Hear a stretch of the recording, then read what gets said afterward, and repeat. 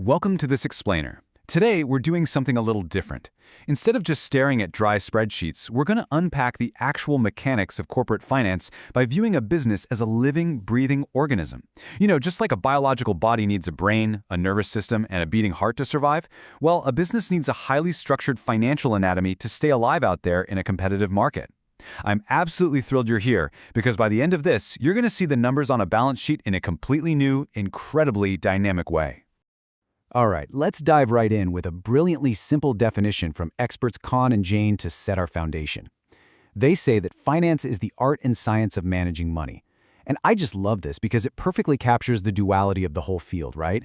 It's a science, sure, because you're dealing with hard math, statistical tools, and economic equations. But it's also an art, taking those numbers and applying them to unpredictable human behavior, forecasting market trends, and making those big strategic choices.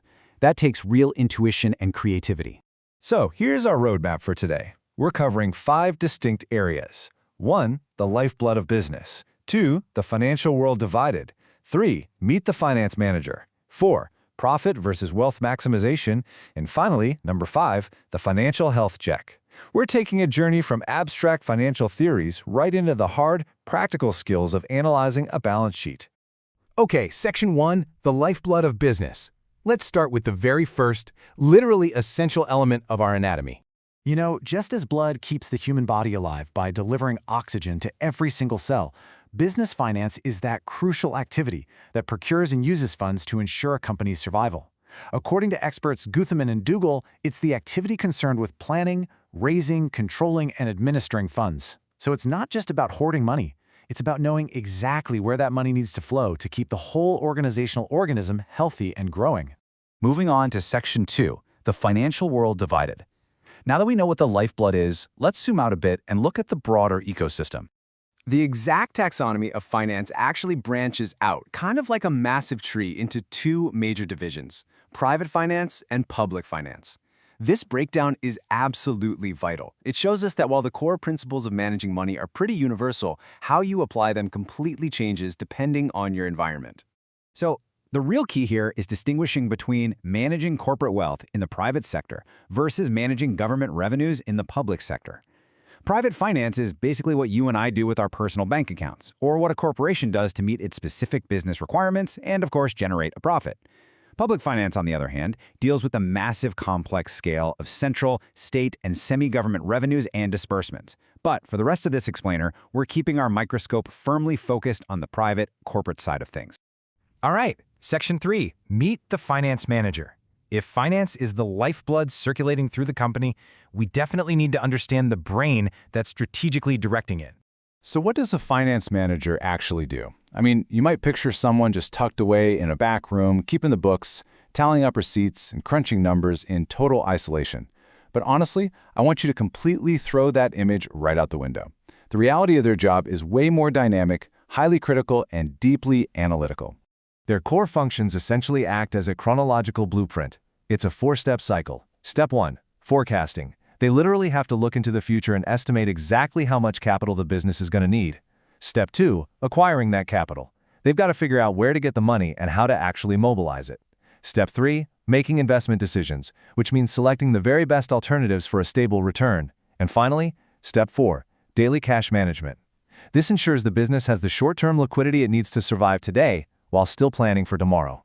And perhaps their most overwhelming responsibility is this. The finance manager absolutely must maintain a strong working relationship with every single other department. We're talking marketing, human resources, production, R&D, the whole shebang. They act as the central nervous system of the company. Think about it for a second. Production needs money for raw materials, HR needs money for payroll, marketing needs money for ad campaigns. The finance manager is that central hub, deciding exactly how to allocate limited resources to keep the whole body functioning optimally. This brings us to Section 4, profit versus wealth maximization. Now we're getting into the philosophical heartbeat of the business itself. The finance manager is directing the funds, sure, but what exactly is the ultimate goal they're working towards? Well, there's actually a fascinating tension between 2 very different mindsets here. On one hand, we have profit maximization. This is your traditional, somewhat narrow approach of just focusing on earning immediate profit. On the other hand, we have wealth maximization. This is the more modern, universally accepted approach that focuses on increasing the net present worth of the company and, by extension, the wealth of its shareholders. Basically, it's the difference between sprinting for a quick dollar today versus training for a marathon to secure a fortune tomorrow. Now, relying solely on profit maximizing, it's kind of a flawed strategy, and here is exactly why. First off, profit itself can actually be a pretty vague term depending on your accounting methods. But more importantly, it completely ignores the time value of money. You know, the basic fact that a dollar today is worth more than a dollar a year from now. And perhaps most dangerously, it totally ignores the ever-present internal and external risks of the market. If you're only staring at today's cash register, you are completely blind to the storm clouds gathering on the horizon. Conversely, wealth maximization acts as a much healthier heartbeat for the whole organization. It factors in both the risk and the actual value over time. It compares the total value created against the total cost incurred. It even ensures the broader economic interest of society by promoting a really efficient allocation of resources. So it's a holistic, sustainable strategy that goes way beyond just hitting a simple, short-term profit margin. And that leads us to our final stop, Section 5, the financial health check. We've covered the biological theory, so now it's time to put on our lab coats. Let's perform a routine health check on a real business using actual numbers. To do this, we use a technique called horizontal analysis. Think of this like looking at a patient's medical charts over a period of several years, rather than just taking their temperature once and calling it a day. It's a highly dynamic way to see exactly how a company's financial numbers shift from one year to the next by comparing their current statements straight against a base year. For instance, let's look at a comparative balance sheet for Tominato Mercantile Bank, Ltd. Taking their raw asset numbers across 2 years, specifically 2003 and 2004, really prepares us for our analysis. Looking at their fixed assets compared to their cash balances gives us a great sense of scale, but actually applying horizontal analysis is what's going to give us the real diagnosis here. So by analyzing those numbers horizontally, we look at the exact difference between 2003 and 2004. For their fixed assets, the value went from roughly $4.9 million to $5.3 million rupees, and that's in thousands, by the way. Ultimately, that represents an 8.59% increase in their fixed assets over that year. Now, this isn't just a random piece of trivia. It gives us a direct, measurable diagnostic of their structural growth. It tells the finance manager that the physical, foundational value of the business organism is actively, verifiably expanding over time.